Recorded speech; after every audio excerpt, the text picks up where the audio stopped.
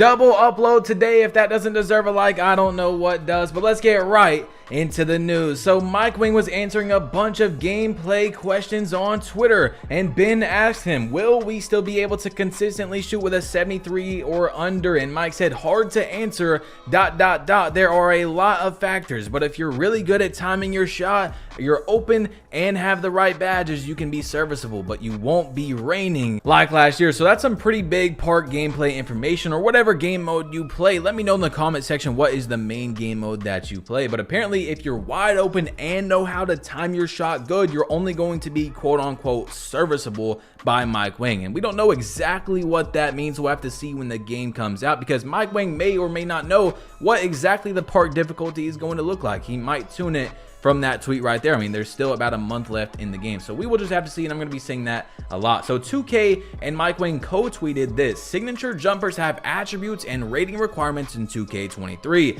Examples here, which I'm going to show. Make sure you check the available jumpers with the test build feature to make sure you can get the shot you want before locking in your build. Smalls equals under 6'5", swings is 6'5" to 6'9", and bigs is 6'10" and higher. So instead of 2 height locks like they have in 2K22, there's going to be 3 height locks in 2K23. So I'm very interested to see if 6'5" and 6'9" is going to have some good jump shots, because if not, it seems like the meta once again will be smaller builds. But we will just have to see what jump shots come out, and this is what it looks like. This is an example. It's a completely different system. You got the name on the left, the allowed size, then you have a rating requirement of your mid-range or three-pointer, release height, release speed, timing impact, and defensive immunity. So what's interesting with this is, for the first time ever, it seems like 2K is going to be giving us the stats on the jump shot, and that to me is what stands out the most. Now, will they have green window and white window? Probably not, and we'll have to rely on 2K Labs for that, but that is what is the most interesting to me for that right there. And it seems like it's gonna really be an entire new system for the jump shot. So I'm very happy as a content creator. There's gonna be so many new things, not only to learn, but to give to you all as well, which is exactly why I probably won't even be playing Park for the first day or two, because I'll be just sitting there learning everything and then uploading it for you guys to see. So if you want the best jump shots, dribble moves, all that stuff, it's gonna be right here on this channel. The next thing, Mike Wang and 2K once again co-tweeted, which is weird. I guess that's a new feature. And he said, hashtag 2K23 didn't make it in time for the CR, but working on adding a new controller setting to let you customize where your ideal release point is in your shots.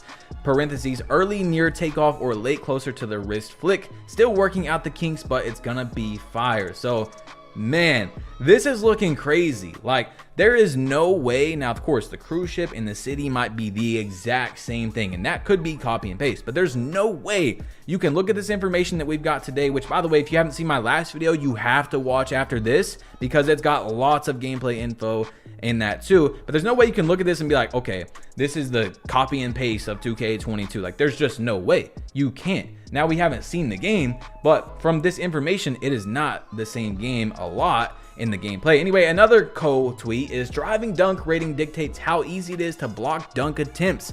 Flashy dunks boost your takeover meter faster than basic ones, and this is what I didn't get, by the way. Back scratchers, windmills, tomahawks, and other flashies are much harder to block in general, which I don't get. I just don't understand. Maybe he's comparing it to this year, I don't know, but if he's not, that doesn't really make a lot of sense to me why the dunks that should get blocked more are harder to block. I don't know. Maybe he's talking about if you don't have a high block rating or your chase down hardest isn't. I don't know. I really don't know, but we have more to get into. If you're going to be on the current gen version of 2K23, you will have double takeover just like the next gen game has this year on 2K22. So I want you all to let me know, are you going to be on current gen or next gen in the comment section down below? But as of right now, besides graphics, of course, and the city and cruise ship difference, it doesn't seem like there's a huge incentive to play next gen. And I'm wondering, when is 2K going to drop something that makes it like, okay, we need to play next gen this year? Hopefully the big thing is that in the city,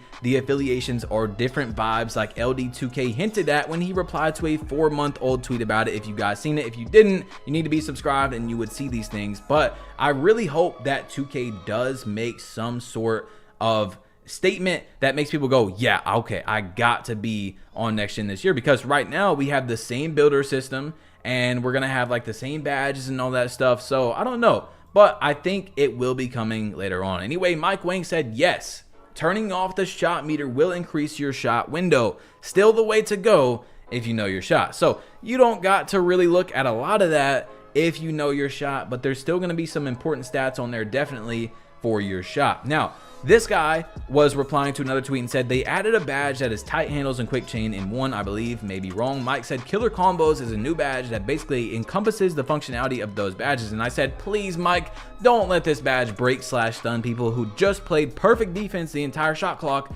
like tight handles, because that is what tight handles has, and apparently it's a part of that killer combos badge. So if they nerf that, that is amazing, because you should not be able to play literally perfect defense. The greatest defender in all of 2K could not do any better on that specific possession, and you still get stunned and broken, then your opponent scores because of that. You see what I'm saying? But we will have another Mike Wang tweet soon that could hopefully help us with that answer. Anyway, this guy said, will both your mid-range and three-point shot be needed at a 96 to unlock Steph or Curry's shot, or just one of them? And he said either one, don't need both. So if you noticed that earlier, that you have to have a certain, 3-point or mid-range to unlock certain shots, it only has to be one of those, only one. Now this one is huge. Mike Wang made a tweet and said real player percentage will not be a valid option for online games in 2K23. Now, Mike, this could have been a hot fix for 2K22. It could have been out the game so fast, but I do understand that 2K has to make incentives for you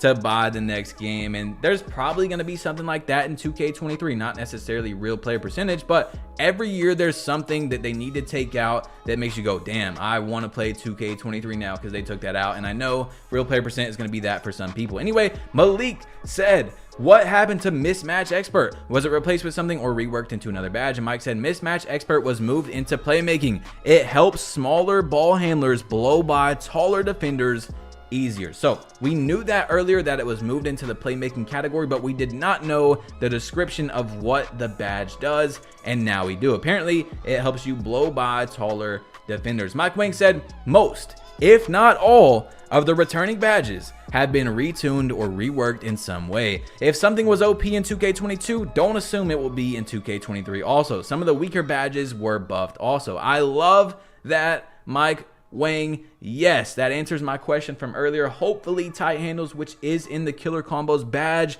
is not broken like it is this year, because it is definitely broken. You only have to have it on bronze too to do all the crazy stuff. Anyway, this guy went to Twitter and asked Mike Wang, is Intimidator still around? And Mike said Intimidator is gone. The equivalent of 2K23 is Anchor. For perimeter contest, there's a new challenger badge. So I'm interested to see what that looks like, but I'm scared because Ghost Contest is a terrible thing. It is a broken part of the shot contest system where basically you're not contested at all, but the game registers that you were contested, and even if you have a perfect release controller, Zen, whatever, you're still not going to green it, and it can say open, it can say 1%, and the game just won't let you green it. Now there's many other examples of a Ghost Contest, but that is just one of them. Now Mike Wang said 2K23 for post players, shimmy fades and hooks are controlled by double throws too, and drop steps and post hop shots can be done by double throwing the pro stick in the same direction. So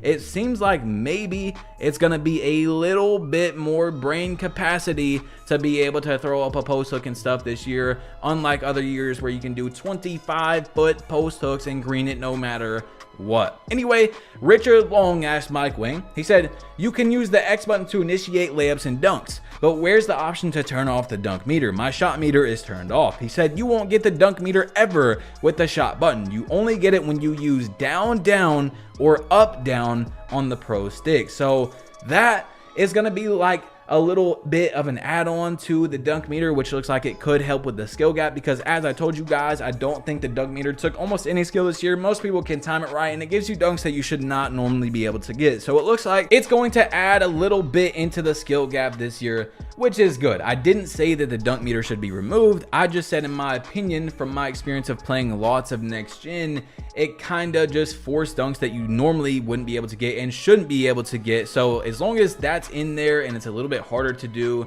I'm fine with that, even though it's probably still going to be overpowered. Mike Wang said to shake down football, throw, full court heaves are back in just for you. So back in the day when you used to do like a half court shot, you would get that heave animation, and now you're going to get it again. YT Solo said, this is what I had hoped with NBA 2K22. Now it shouldn't matter what games we're on in 2K23 with the same builds and gameplay. Current gen players can play with the same builds as next gen players. So I am actually confused by that tweet, because if you read what 2K said, now it's most likely going to be the same builder, but if you read it, it didn't exactly say it's gonna be the same builder as 2K23 next gen. It did say it was gonna be the same builder from next gen, but maybe it's talking about 2K22. I'm pretty sure though it's gonna be the same builder as 23, which is great. That means build videos will be able to be watched by anybody. You don't have to search